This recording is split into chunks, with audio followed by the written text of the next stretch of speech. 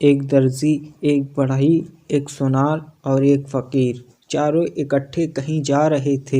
راستے میں رات ہو گئی تو ایک جنگل میں ٹھہرے اور رات بھر کے لیے ہر ایک کے ذمے 2-2 گھنٹے کا پہرا مقرر کر دیا۔ پہلے 2 گھنٹے ایک آدمی جاگے اور باقی تینوں سوئیں، پھر دوسرا جاگے اور 2 گھنٹہ پہرا دے اور باقی تینوں سوئیں۔ چنانچہ سب سے پہلے بڑھئی کا نمبر آیا اور وہ 2 گھنٹہ پہرا دینے کے لیے جاگا اور تینوں سو گئے۔ بڑھئی نے سوچا بیکار کیوں بیٹھے، ہتھیار پاس ہے، کیوں نہ ایک درخت چیر کر لکڑی کی ایک عورت بنا ڈالوں۔ چنانچہ 2 گھنٹے میں اس نے ایک عورت کا مجسمہ تیار کر دیا۔ پھر درزی کا نمبر آیا اور وہ جاگا تو اس نے لکڑی کی اس عورت کو دیکھا تو سمجھ گیا کہ یہ بڑھئی کا کارنامہ ہے، اور پھر خیال آیا کہ میرے پاس بھی تو سارا سامان ہے، میں کیوں نہ اسے کپڑے پہنا دوں۔ چنانچہ اس نے 2 گھنٹے میں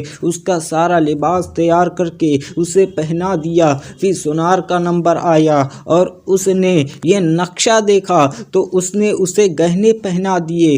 آخر میں فقیر کا نمبر آیا، اس نے یہ دیکھا تو جھٹ سجدے میں گر کر اللہ سے دعا کی، الہی مجھ بے سر و سامان کی لاج رکھ لے اور اس میں جان ڈال دے۔ چنانچہ وہ عورت زندہ بھی ہو گئی۔ اب صبح چاروں آپس میں جھگڑنے لگے۔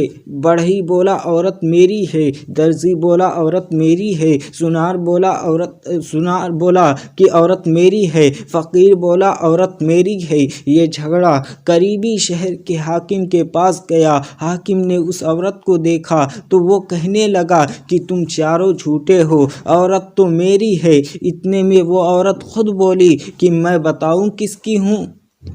حاکم نے کہا ہاں بتاؤ تم کس کی ہو۔ قریب ہی ایک درخت تھا، وہ عورت دوڑ کر اس درخت سے چمٹ گئی اور پھر لکڑی بن گئی اور اس درخت میں گم ہو گئی۔ وہ سب کے سب منہ دیکھتے رہ گئے۔ تو ہمیں اس سے سبق کیا ملا کہ بچہ پیدا ہوتا ہے تو ماں باپ کہتے ہیں کہ ہمارا بچہ ہے، چچا کہتا ہے کہ میرا بھتیجا ہے، ماموں کہتا ہے کہ میرا بھانجا ہے، بھائی کہتا ہے کہ میرا بھائی ہے۔ تھوڑے عرصے کے بعد وہی بچہ لقمہ قبر بن جاتا ہے اور مٹی کا پتلا پھر مٹی بن جاتا ہے اور سارے رشتے دار میرا میرا کہنے والے منہ دیکھتے رہ جاتے